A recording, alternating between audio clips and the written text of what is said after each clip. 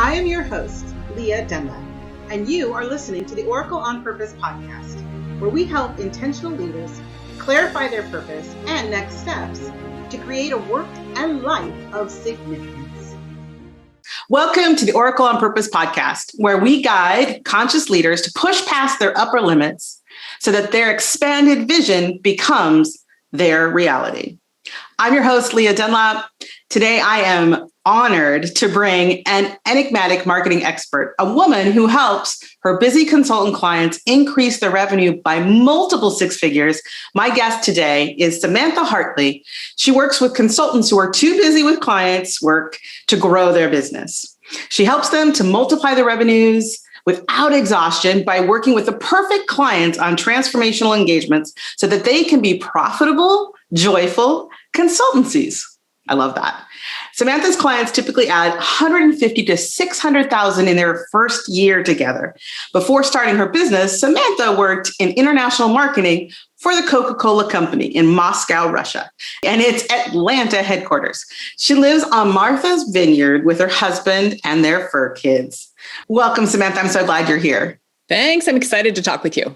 One of the things I saw in your bio when I was reading it that kind of not necessarily surprised me, but I love this piece. And I know that's part of the reason we wanted to talk, that idea of joyful consultancy, because we kind of came at this from both sides, right? For me, I work with a lot of people around their purpose. And as you and I talked, it's like the idea of a lot of those consultants who leave sometimes the corporate world, there is this idea that oftentimes they can kind of get stuck still in that employee mindset, and they're not really having a lot of fun with it. So the idea of joyful consultancy really kind of struck and stood out for me. And I'm curious, for you to tell us a little bit about how you got started as a consultant working with Coca-Cola and now doing the work that you do. Well, so many of my clients had also come out of corporate. And I think the thing that a lot of us shared, sometimes people worked happily there, but they just felt like they had done as much as they could before they left. And then some of us were very happy in the field and not at headquarters. And what a lot of people experienced, even those who leave happily, they feel like they've gone as far as they can go at corporate. And what I'm looking for us to do is expand and be able to use all of our divine gifts to their fullest. And a lot of people ran into at corporate, they didn't want too much creativity. They didn't want that kind of creativity. They didn't want you to be your full self. There was kind of a toxic environment in some cases. So, we just hit up on all of those limits. And so to me, when I founded my business and what I wanted for others was we know a business is supposed to be profitable. We get it. It isn't always easy to make it profitable, but that's kind of the definition of a business. But too many people were willing to slog and not pursue joy as a major determiner of their own success in the business. And so I'm I was miserable working for somebody else. I am not going to be miserable a day working for myself. And I literally am just off the phone with one of my clients who had a 6-figure engagement. This is the thing that we strive for. She fired them because they got not joyful. And wow, what I said to her was, incredible. It is incredible. And so here's what's incredible about it. She recognized, I'm not going to put up with this anymore, dealt with it as maturely as she could. But, in the end, it just was a no-go. Fired them and is walking away from it with confidence and is I'm ready for something wonderful to come along that's better than that. So she has the confidence. And, some of this is through our work together, but also just as a person, she's I don't need that. I'm not going to put up with, especially, so much of the determiner. I always say the number one determiner of joy or misery in your business is your clients. If you have great clients, you'll be happy every day to work with them. And, we always joke about it's the kind of people that you would work with them for free. But since it's a business, we don't. Yeah. Well, no, that's such a true point. And I always say I love my clients and I'm in a place right now where every single client, I love them. I want them to succeed, not just if they pay, of course they pay me. And even if they didn't, I just love who they are, what they're about, that cooperation between us as we're working together. You're right. It is so amazing, the difference. And I come from a corporate background many moons ago, thankfully, where that was definitely not the case. And so I can totally appreciate the idea that having that be fundamental to your consultancy, what a change, what a difference that makes. I want to hold it out as a possibility for people that there is such a thing. We have all these critical success factors and things that we're working towards, and these are my goals and blah, blah, blah. And I'm like, you should be joyful every single day in your business. And I bring it down to like what your daily tasks are. It's like, when people ask me about delegating and when they need team and when they need whatever, I'm like, well, is this a joyful activity for you? And I actually created a little term for it because we know about the genius zone. A lot of people talk about doing things in your genius zone. And I call it the joy and genius zone because there's a lot of things that I'm really good at, but they don't make me happy to do. Like I can't do them all day long. So I'm a really strong writer and I've written a lot for my clients, but it's energetically expensive for me. So I can't really call it a true joy zone. But like I can do webinars and do working sessions with my clients. I can do that all day long. Joy and genius zone. So I always say like genius zones are things you could do like, with no prep and like totally like easiest thing ever. And joy zone are things that give you energy as you're doing them. I love that. That's one of the things we talk a lot about in my groups as well, is like the idea of your purpose fuels you, right? So that thing that really is aligned with who you are and brings you that joy, when you do it, it actually gives you more energy. I think that's fantastic. And to combine it with the genius part, which you said, of course, makes sense, is the thing that this comes naturally for you. And so many people, I think, when they go into like leaving the corporate world and they have been in that bubble for so long, it's probably hard for them to break through into the joy side. Do you see that with your clients as well? What I see is, well, a lot of times, especially people who come out of corporate, what I find is that they're making $200,000 and $300,000 a year. And there were a lot of things that they had a team who did. So they had an admin maybe, and they had, teams who did this stuff. And in my case, like I had a major brand. A lot of them have also worked with major brands. So a brand does a lot of the selling for you. So when when I'm out, when I was in key accounts selling Coca-Cola, it's like this stuff sells itself. It's a little different when it's like you and your little hometown brand, which you're just starting out. And, I didn't originally have an admin and a this and a that. And so there's all of these things that you have to learn how to do yourself. And so a lot of the first few years of working in your own business is discovering, oh, wow, I'm actually a genius at this. I didn't know that. Or, oh, I really enjoy doing outreach. I didn't think I was going to like that, but super fun. And then of course the opposite of like, I don't want to do this anymore ever again. How can I hire someone to do this for me? So I think that discovery time is really important. I love it. And for you, I really hear this piece too, as you said, and I know just from knowing you that, you have a passion for, women's equality in the workforce and in general. And I know that one of the things we like to talk about on the show, because so many of the clients that I come to are trying to make a bigger impact in the world, is how you feel like your work and the way you're working in the world right now is having a positive impact. And what do you hope for the work that you do to bring about, in change or in expression, or as you said, expansion? What is really important to me is to elevate women of color, especially doing that. I've been doing this for 20 years. So it's like I've worked with a lot of companies, and at this point I can work with whoever I want. But I over the last few years, I've really started to work more and more with women because I want to lift them up. Because when you lift up women, you lift up everyone. Because there's so many, people around them dependent on them, and they're so generous. There's just wonderful things happen when women have choices. The other thing is that I see so much inequality in the workplace and discrimination and bias and all those kind of things. And I feel like if it's possible for someone to do that, if they can pursue a calling and leave, you make your own economy when you're self-employed. You make your own, you can create your own reality when you're self-employed.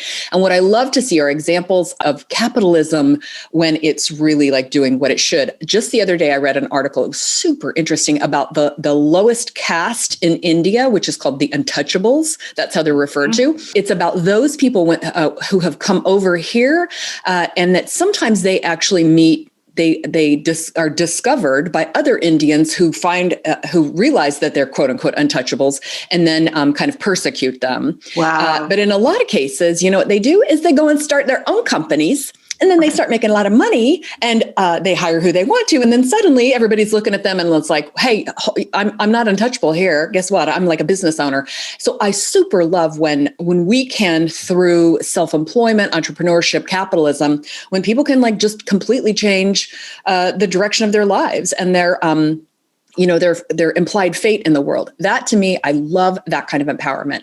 And as a person who was miserable in my cubicle at corporate, what I super love to work with are human resources people, leadership consultants, people developers who go in and work with corporations, and they specifically work on creating work environments so that those poor souls in cubicles are actually able to deliver their gifts. And there isn't a toxic work environment, and they're actually in a place where they're able to thrive, because not everybody wants to be self-employed. And what I really want is for people to be happy at work, because when they're happy at work, they're happier at home. The world works perfectly, those kinds of things. So that's really the thing that drives me. That is such a great point. When we're happier at work, when we're happier in our being, right? Let's go right down to the core of it. Yeah. Then we actually are delivering what we're meant to be delivering. I say that so often, like when we are following our purpose, yes, the world hums. Like there's the phrase universe, it's one song. Why? Because we're vibrating at a level that really is harmonious. Yeah. And that harmony comes to create better things in the world. Like you said, the person who comes from this lower caste and becomes a huge success here in the US or anywhere else. And they are, I see this most often with clients that I work with that are transitioning to a different position, that they don't forget, right? That old adage, they don't forget where they came from. Yeah. And there's a part of that's kind of inherent in them wanting to give back. And I can see that the work that you're doing is not only helping people, like you said, who are at those higher levels and moving into a happier and joyous experience of doing their consulting, but also I love that idea that you're working with the HR side of things to help improve everyone's experience of work so that that joyous genius can come through. And I think we all win. I mean, that's the point, right? We all win. The companies win, we win, the world wins. I love it. Absolutely. So, it's win, win, win, win, win. For sure. Exactly. I'm guessing this probably ties into one of the other thoughts I'm always asking people when I have the chance to talk to amazing people like you is like, what's your big vision? Like, the magic wand is waved. We are sitting so many years down the line, whether that's 3 or 5 or what have you. What is your big vision for how you change the world and what you do? It's funny because I only slightly have a big vision in that that's not the thing that I visit so often. But the thing that I'm creating is a world in which the women who are consultants, like my role is to help these consultants who work with companies. And some of them are corporate consultants who go in and work with HR like we just described, but sometimes I'm working with like a fractional CFO who goes in and helps this situation. But what's really interesting is that a lot of my clients are motivated by the same thing. So have an IT consultant I work with, and it seems like, well, like how much does that change the world? Well, he works with transportation companies, and when transportation companies work better, cities flow, and that's a motivator for him. And so I'm helping him to help that happen. I really see my job as being, my pond is smallish because I work with dozens or maybe hundreds, but the ripple effect of my work for them, these consultants, is what makes, I believe, changes the world. So I don't have this, my flag is not like I'm changing lives for millions. I change lives for hundreds, and I through them, extend that effect. Well, I'm going to challenge you on that because that's an interesting concept, because I think that's something that we can, and I'm going to call myself out too. We can do that a lot. We can say like, well, we help the people who help people, but without us, honestly, to some degree, that help doesn't get out where it needs to go. So I'm going to give you some gratis right here on recording that you are indeed changing the world with that. Well, it is my intention. Yeah. I intend to change the world through the people that I work with. That is my intention. I have zero desire to go and work with corporations. Everybody's like, well, you came out of one. Don't you want to do that? And I'm like, no, thank you. I would almost rather go and sit at the lunchroom table in a middle school, which I would greatly not desire to do as well. So oh, wow. These are things all on the same level of social distaste for me as those things. But well, yes. I think it's important too. And I want to make sure we catch this piece, because this is something you and I talked about earlier when we had met, which is, I love I love the idea of consulting, and I get it. And I would never want to be a consultant, right? Like and it's like, yeah, the opportunities and the ability to have these large contracts, that's all great. Mm-hmm. But as we were talking about, like, I know my zone. Like, I know that for me, very much like you, that I tend to work with a small pack of people because that's me. Like, that is my most truest delivery system, if you will, of what I have to offer.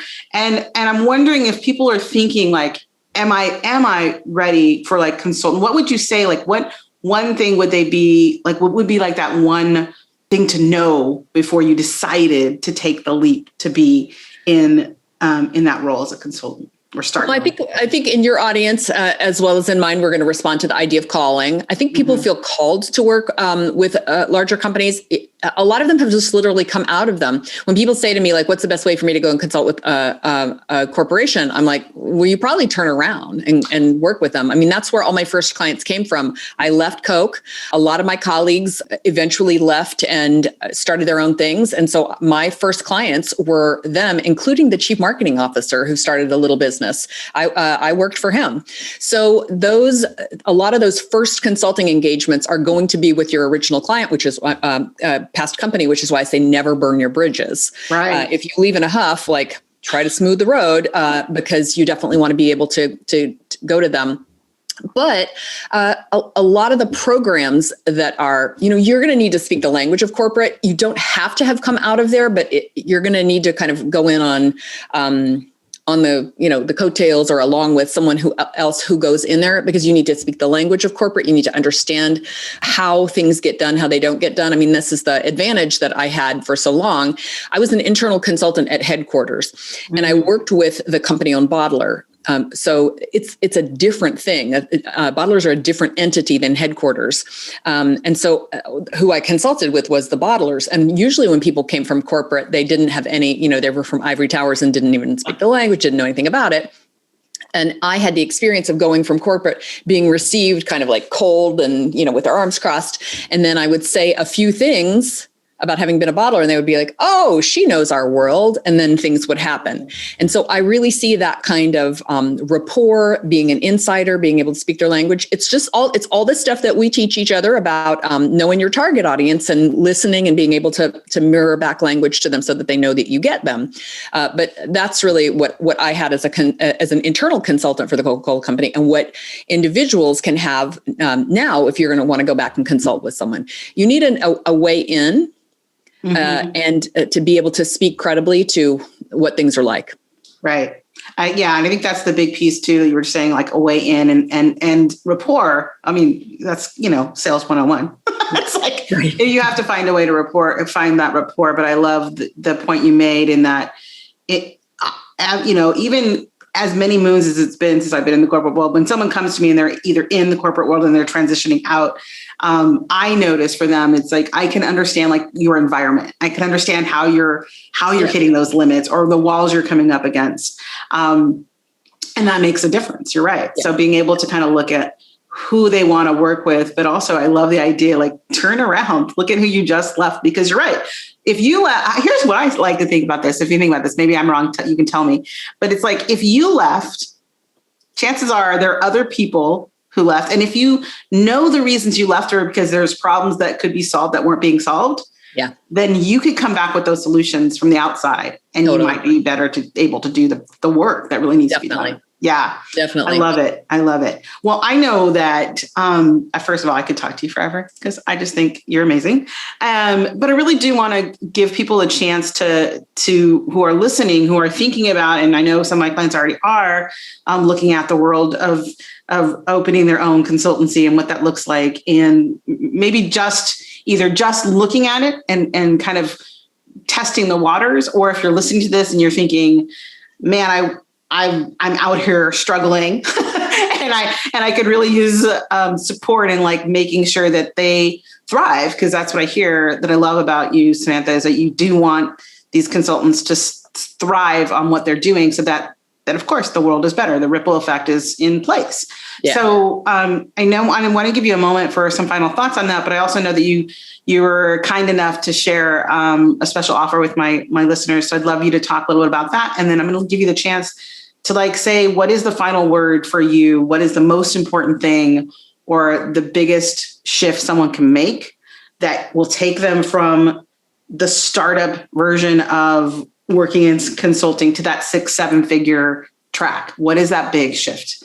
So if you can do that, I would love that. I'm going to give you the stage. Thank you. Well, that's a lot. I think the big thing if someone does follow the calling to be a consultant, I think the big thing for them to think about is that the value they bring is what's key and not the time that they put in. So if they can establish their business based on the outcomes they can get for their clients, then they're going to be able to charge what I was talking about charging, which is, 50, 100,000 and more. I had a client who when she came to me, she'd been consulting for a year and she was charging, $3,000 a day. And over the year that had added up to about 150,000. And I showed her how to work with outcomes. And the year we were working together, she added 600,000 in new business. So it's a different way to think when you look at outcomes as opposed to hours or day rates. That to me is the most important thing of all of this. And then I would also go back to the thing that we began with, which is joy and really pursuing the work of perfect clients. People who are uniquely suited to receive your gifts from you, that's the discernment piece in all of this. So you want to think about who has a $1 million return, $1 million problem that I can help them solve. That's going to get you easily $100,000 to $300,000 for working with them. So if you think in terms of what of those kinds of things and who those clients are, then you can find clients who are a perfect fit for you. Like exactly what's broken with them is exactly what you fix. So those to me are the main key pieces. And thank you for saying special offer. So I have a brand new multimedia kit that I've made available. It's called 6-Figure Engagements with a number, the numeral 6, figureengagements.com. And I would say go take a look. Fantastic. Yes. So if you're in this for the long haul, then definitely keep those things in mind. I think the idea of you sharing this has the potential really to continue that ripple effect and make sure that people are taking this opportunity for consultancy to the highest level. And I love that. Always no, we're not leaving a corporate position to go back to hourly rates. It's like, no, don't do it. But it is so common. So that's a great tip. So thank you so much for sharing that. And your gift. Yes. So as Samantha said, we'll say it again. If you're listening to this and you're driving, please don't write this down. Don't worry. We will have it below and you can click on the link. But it is the 6figureengagements.com. There it is. 6-figure with the number 6, 6figureengagements.com. And you can get in touch with Samantha and find out more about what she's up to and how she can help you reach those 6-figure engagements. All right. Thanks so much for watching us. I'm Leah Dunlap, Oracle on Purpose. Remember, you are here on purpose. Thanks for tuning in to the Oracle on Purpose show. If you found value in this episode, we'd appreciate you leaving a comment. Also, you can subscribe and ring the bell if you haven't yet. If you'd like to get clear on your highest vision and next steps, go to oracleonpurpose.com. See you next week.